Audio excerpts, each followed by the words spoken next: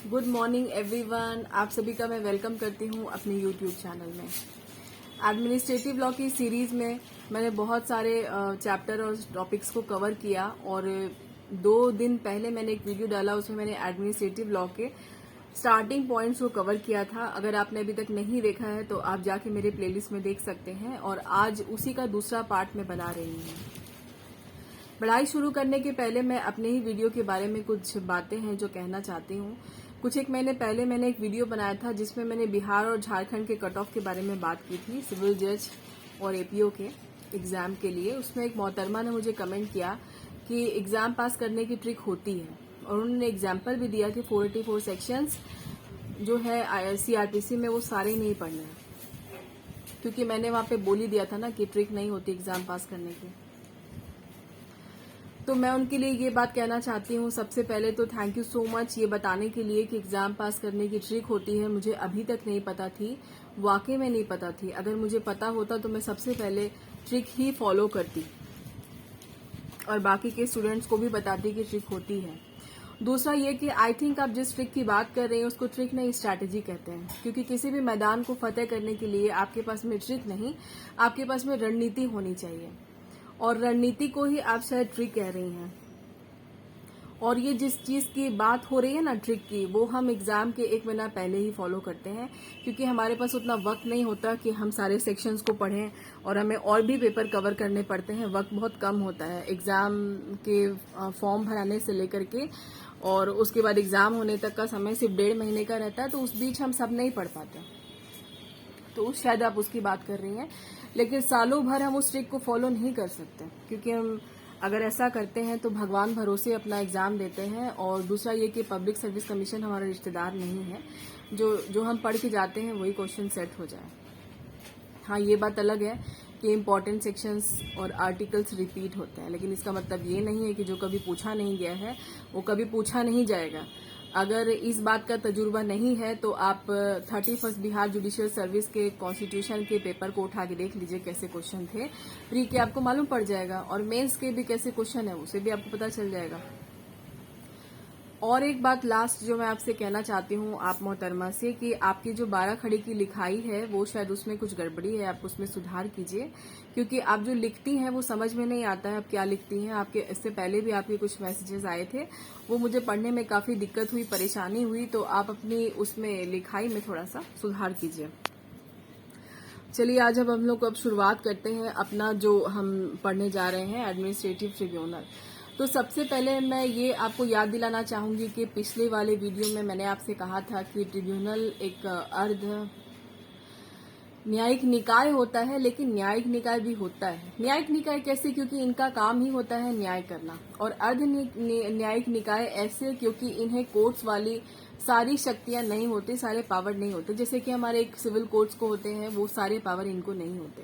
लेकिन चूंकि इनका काम ही है न्याय करना, इसलिए इसे न्यायिक निकाय यानी जुडिशियल बॉडी कहा जाता है। लेकिन क्वासी जुडिशियल ऑथोरिटी इनके पास होती है।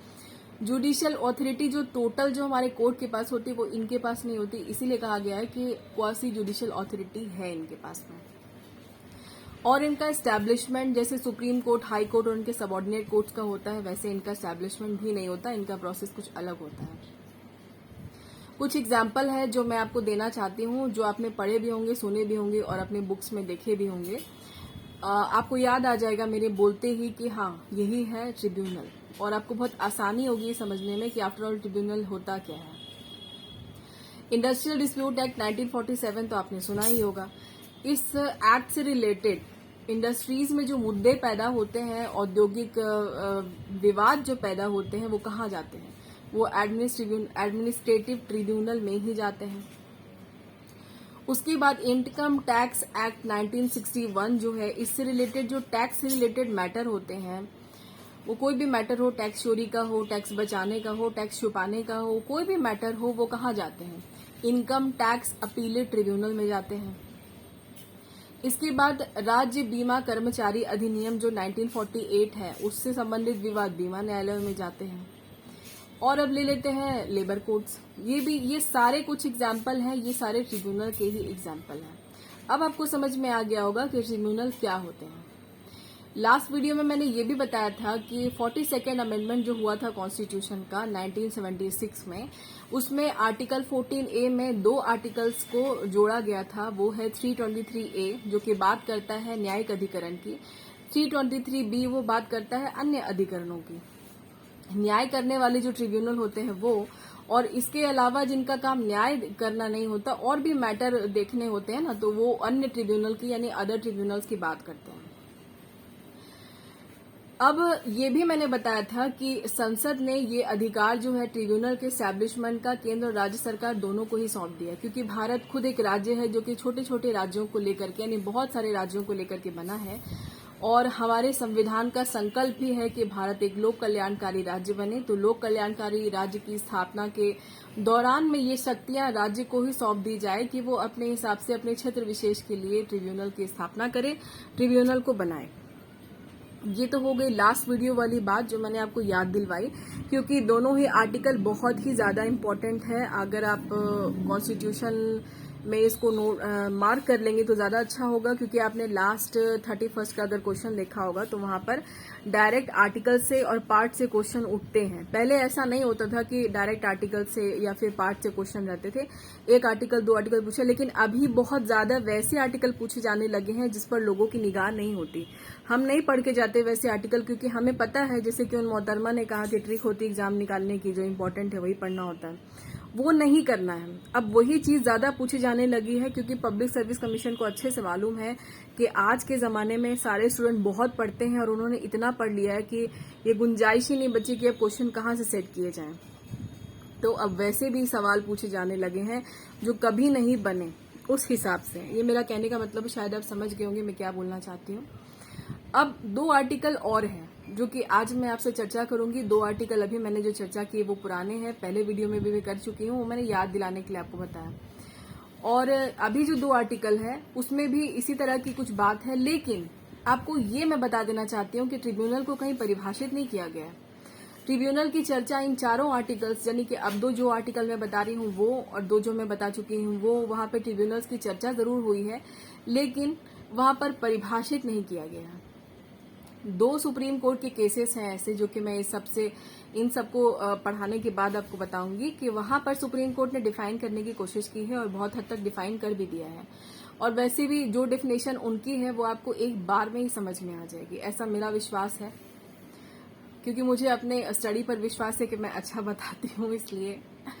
तो अब हम लोग शुरुआत करते हैं। जो 2 आर्टिकल नए हैं, इम्पोर्टेंट है, आप चाहें तो नोट कर सकते हैं, लिख सकते हैं। और एक बात कि जो भी चीज मैं पढ़ाती हूँ वीडियो में वो मैं डिस्क्रिप्शन बॉक्स में लिख देती हूँ नीचे, ताकि आप लोग अगर यहाँ से नहीं सुन के याद रख पाए तो वहां से आप अपने कॉपी में नोट कर सकते हैं, बुक में बैरेट में मार्क कर सकते हैं, ताकि आपको याद रहे कि ये चीज आपको डेफिनेटली पढ़नी है, छोड़नी नहीं है। दूसरा आर्टिकल जो मैं अब लेने वाली हूँ आज का, मतलब आज ये टोटल मिला के तीसरे नंबर का आर्टिकल है, वो आर्टिकल ये है 136। इसमें सुप्रीम कोर्ट का अपीलेट जुरिस्डिक्शन वाला पावर दिया गया है और वो उनका डिस्क्रिएशनरी पावर है, यानी वैवेकिक क्षेत्राधिकार है उनको। वहां पे ये क्षेत्राधिकार ऐसा होता है कि वो अपने हिसाब से, अपने सोच के हिसाब से, जैसा उनको ठीक लगता है उस हिसाब से वहां पे निर्णय फैसला ले सकते हैं। वैसे तो आपने देखा होगा कि आम केसेस में जब भी हम निचली अदालतों से अपने केस को स्टार्ट करते हैं, उसके बाद अपील करते करते हम ऊपरी अदालतों तक जाते हैं। हम डायरेक्ट ऊपरी अदालतों तक नहीं पहुंच पाते, ये आपको मालूम है। ये प्रोसेस नहीं है केस लड़ने का या फिर केस करने का। इसीलिए तो लॉ का प्रोसेस थोड़ा लेंदी है और केसेस को सुलझाने में इतना वक्त लगता है, क्योंकि प्रोसेस ही इतना लंबा है। तो हम सीधे हाई कोर्ट में तो अपील लेके नहीं जा सकते, हम सीधे सेशन कोर्ट में अपील तो नहीं कर सकते, हमें उन कोर्ट से भी गुजरना पड़ेगा ना जो उनके नीचे है।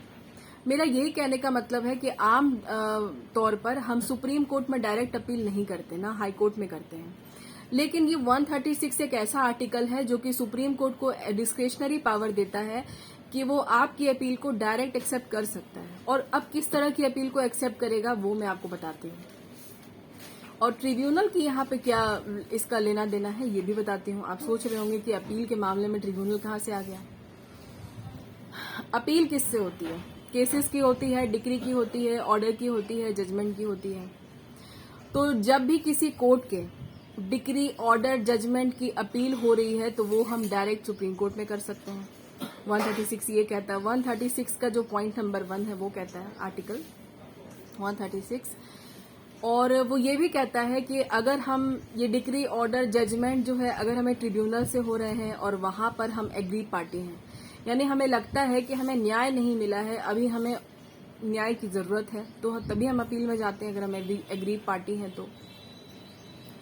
तो अगर किसी कोर्ट के या फिर ट्रिब्यूनल के जजमेंट, डिक्री और ऑर्डर के लिए आपको लगता है कि आपको उससे न्याय नहीं मिला है, तो ही आप सुप्रीम कोर्ट में 136 में अपील में जाएंगे और वो आपकी अपील को एक्सेप्ट कर सकता है। उनका ये डिस्क्रिएशनरी पावर है। अब कर सकता है का मतलब है कि नहीं भी करेंगे, उनको लगता है कि यहाँ पर अपील नहीं बनती और जो कोर्ट ने आपके केस को देखा है वो बिल्कुल सही देखा है, तो वो नहीं भी करेंगे।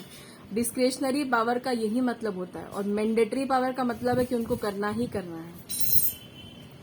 इसका पॉइंट नंबर 2 जो है, सेकेंड नंबर जो क्लॉज है, वो अभी के हिसाब से इम्पोर्टेंट तो नहीं है ट्रिब्यूनल के, लेकिन चूंकि आर्टिकल की जब बात हो रही है तो मुझे लगता है वो भी बताना चाहिए, अधूरी बात नहीं बतानी चाहिए। हालांकि आप लोग वो चीज पढ़ेंगे ही, लेकिन अगर मैं आपके कान में वो चीज घुसा दूंगी तो आपको लगेगा कि ये चीज भी देखनी है, ये मैंने बताया था। तो सेकेंड नंबर पॉइंट में लिखा हुआ है कि क्लॉज नंबर 1 की जो बातें हैं कि लिखा हुआ है कि सुप्रीम कोर्ट में डायरेक्ट अपील हो सकती है, इसका कोई भी इफेक्ट जो है नीचे वाले पॉइंट नंबर 2 पे, यानी जो सब क्लॉज 2 है, यानी क्लॉज नंबर 2 है, उस पर प्रभाव उस पर नहीं पड़ेगा। कैसे? उसमें लिखा हुआ है कि सैनिक के जो मामले होते हैं, आर्मी, नेवी, एयरफोर्स का कोई मेंबर है, उनका कोई केस है, अब उनके लिए कोई ट्रिब्यूनल बनाया गया है, वो उस मामले को देख रहा है, तो उसके खिलाफ में अपील सुप्रीम कोर्ट में नहीं जा सकती। ऐसा क्यों है? क्योंकि सेना के न्यायालय अपने खुद के मार्शल कोर्ट होते हैं, उनके मामले वहीं पर सुलझाए जाते हैं। ये हो गया आपका आर्टिकल 136। दूसरा इंपॉर्टेंट आर्टिकल, यहाँ भी जो है चर्चा की गई है ट्रिब्यूनल की, लेकिन ट्रिब्यूनल क्या है ये नहीं बताया गया। ये आर्टिकल है 226। ये कहता है चाहे कोई कोर्ट हो, सबऑर्डिनेट कोर्ट, या फिर कोई ट्रिब्यूनल हो, उसका जो सुपरिटेंडेंस होगा, यानी अधीक्षण वाला जो अधिकार होगा, कंट्रोल करने का, नजर रखने का, उनको गाइड करने का, ये सारा जो राइट है और ये जो सारा पावर है वो हाई कोर्ट के पास होगा। बहुत ही इंपॉर्टेंट आर्टिकल है ये, और ये जो बात है ये अपने आप में बहुत इंपॉर्टेंट है। फिर से मैं बताना चाहूंगी कि जितने भी सबऑर्डिनेट कोर्ट्स होते हैं हाई कोर्ट के, या फिर किसी राज्य के या किसी स्टेट के कोई ट्रिब्यूनल होते हैं, उनका जो सुपरिटेंडेंस होता है, कंट्रोल होता है, वो हाई कोर्ट के पास में होता है, उसी स्टेट के हाई कोर्ट के पास में। बहुत इंपॉर्टेंट है, आप लोग अपने बुक में, बैरेक में मार्क जरूर कर लीजिएगा और इसको पढ़िएगा भी। अब मैं उन 2 केसेस की चर्चा करना चाहती हूँ जहाँ पे सुप्रीम कोर्ट ने डिफाइन करने की कोशिश की है कि ट्रिब्यूनल होता क्या है, और मुझे लगता है कि बहुत हद तक सुप्रीम कोर्ट सफल हो गए हैं इसको डिफाइन करने में, और बहुत ही आसान परिभाषा में उन्होंने डिफाइन किया है। सबसे पहला केस है जो वेल नोन केस है, शायद आपने सुना भी होगा, नहीं सुना है तो आज सुन लेंगे। वो केस है जिसमें सुप्रीम कोर्ट ने ट्रिब्यूनल शब्द को डिफाइन किया है, मतलब अच्छी कोशिश की है और डिफाइन कर भी दिया है। 1954 का केस है, दुर्गा शंकर मेहता वर्सेस रघुराज सिंह, और supreme court page number 520, AIR 1954 मैंने आपको बता ही दिया। इसमें सुप्रीम कोर्ट ने कहा है कि जो आर्टिकल 136 में जिस ट्रिब्यूनल की बात की गई है, वो ट्रिब्यूनल जो है वो कोर्ट नहीं होता है, वो ट्रिब्यूनल कोर्ट नहीं होते हैं, मतलब जैसे कि हमारे सिविल कोर्ट होते हैं उस तरीके के वो कोर्ट नहीं होते हैं। उन्हें काम तो न्याय करने का ही सौंपा गया है, लेकिन फिर भी वो कोर्ट नहीं होते हैं, ये तो पहले भी मैं आपको बता चुकी हूँ। और सुप्रीम कोर्ट ने एक बात और यहाँ ध्यान रखने के लिए कही है कि जिस राज्य सरकार ने ट्रिब्यूनल की स्थापना की हो या जिस सरकार ने भी की है, उन्हें जो काम सौंपा गया है, जो उत्तरदायित्व सौंपा गया है, वो न्याय करने वाला होना चाहिए। यानी कि जो भी ट्रिब्यूनल स्टैब्लिश किया गया है स्टेट गवर्नमेंट या फिर सेंट्रल गवर्नमेंट के थ्रू, उस ट्रिब्यूनल का काम होना चाहिए न्याय करना। अगर उन्हें एडमिनिस्ट्रेटिव पावर यानी कि एडमिनिस्ट्रेशन वाले यानी कि प्रशासन वाले कार्य सौंपे गए हैं तो फिर वो न्यायिक निकाय नहीं कहलाएगा। तो फिर वो ट्रिब्यूनल है लेकिन वो न्यायिक निकाय नहीं है। तो यहाँ पर यही सुप्रीम कोर्ट बोल रहा है कि अगर उनका काम राज्य सरकार की तरफ से उनको अगर सौंपा गया है न्यायिक कार्य करने के लिए काम दिया गया है तो फिर वो न्यायिक निकाय है, और अगर उन्हें प्रशासन वाला काम दिया गया तो प्रशासनिक निकाय हो गया।